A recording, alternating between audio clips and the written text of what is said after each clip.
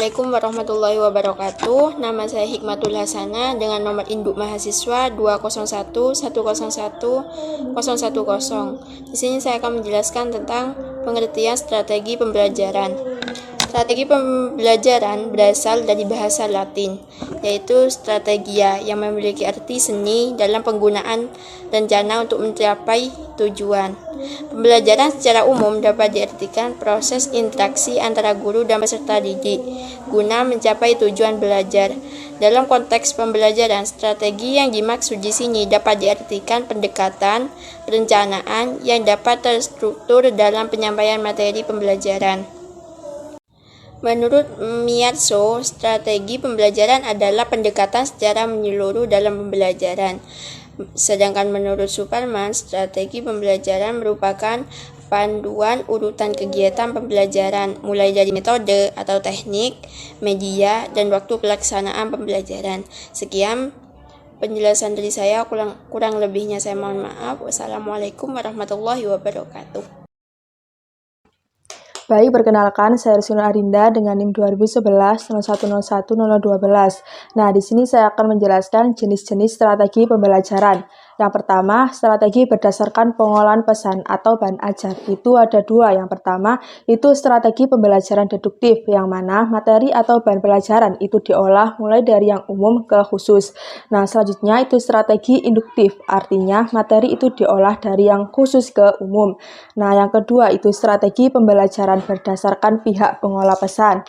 Itu ada strategi ekspositori, yang mana bahan ajar itu diolah guru, jadi guru yang mencari, menyusun, dan menjelaskan ke siswa. Nah, siswanya itu hanya mendengarkannya saja. Selanjutnya, itu ada strategi heuristik.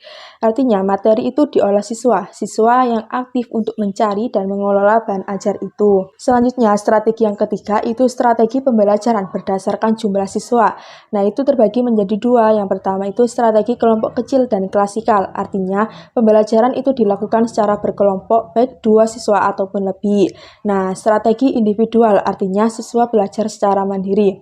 Nah, strategi yang keempat itu strategi berdasarkan interaksi guru dengan siswa.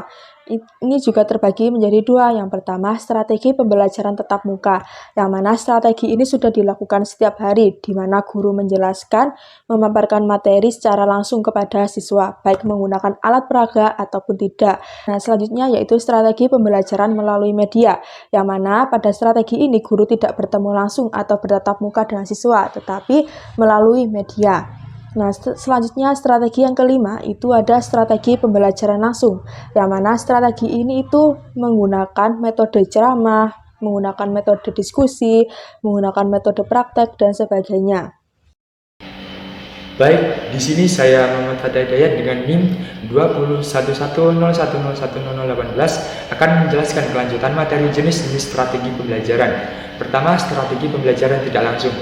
Pembelajaran tidak langsung adalah strategi yang kegiatan pembelajaran yang berpusat pada siswa, yang mana dalam strategi pembelajaran tidak langsung ini memperlihatkan keterlibatan siswa dalam observasi, pemecahan masalah, serta pengambilan keputusan.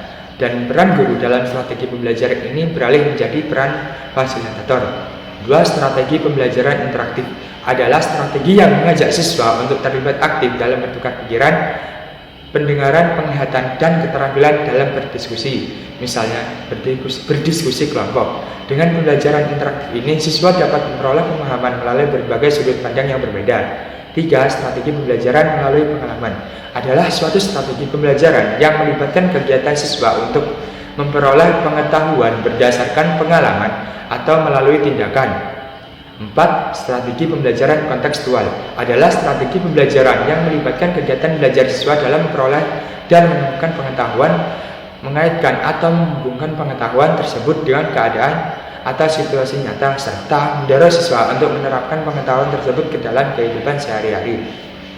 5. Strategi pembelajaran berbasis masalah adalah suatu strategi dalam pembelajaran yang melibatkan peserta didik untuk memecahkan suatu masalah melalui tahap-tahap metode ilmiah, sehingga peserta didik dapat mempelajari pengetahuan yang berhubungan dengan masalah tersebut dan sekaligus memiliki Saya di sini akan menjelaskan tentang pertimbangan menentukan strategi pembelajaran. Ada beberapa hal yang harus dipertimbangkan oleh peserta didik. oleh seorang pendidik ketika dalam memilih dan menggunakan suatu strategi pembelajaran secara tepat dan akurat, antara lain yang pertama, tujuan pembelajaran. Setiap orang yang mengerjakan sesuatu haruslah mengetahui dengan jelas tentang tujuan yang hendak dicapainya. Yang kedua, bahan dan materi pembelajaran. Mengajar merupakan usaha untuk mengembangkan seluruh pribadi peserta didik. Yang ketiga yaitu siswa. Metode yang kita gunakan di dalam kelas idealnya perlu mempertimbangkan jumlah siswa yang hadir agar proses belajar mengajar lebih efektif. Yang keempat, guru. Setiap guru memiliki kelebihan dan keterbatasan. Yang kelima, sarana dan prasarana, waktu dan ruangan. Alat yang menjadi pertimbangan dalam memilih dan menggunakan strategi pembelajaran yaitu alat peraga seperti globe, peta, dan gambar. Assalamualaikum warahmatullahi wabarakatuh. Saya Amsuri Ramadhani dengan NIM 201101010007. Ini saya akan membahas tentang menentukan strategi pembelajaran sesuai dengan tujuan pembelajaran. Strategi pembelajaran yang baik dapat diartikan ketika dalam menyusun strategi sudah sesuai dengan apa yang hendak dicapai dalam pembelajaran tersebut. Dalam artian, tujuan dari pembelajaran tersebut ada beberapa langkah dalam menentukan atau menyusun strategi pembelajaran. Yang pertama, kita harus menentukan tujuan pembelajaran. Secara sederhana, kita sering mengartikan tujuan pembelajaran sebagai terjadinya perubahan perilaku dalam diri siswa setelah mengikuti proses belajar mengajar. Yang kedua, memilih atau menulis pembelajaran. Media merupakan alat penyampaian pesan dari pengirim ke penerima pesan. Media juga bisa diartikan sebagai alat penyekar pesan. Kaitannya dengan media pembelajaran adalah segala bentuk alat untuk komunikasi yang dapat digunakan dalam penyampaian materi belajar dari sumber belajar kepada peserta didik. Dan yang ketiga, kita harus menentukan metode pembelajaran.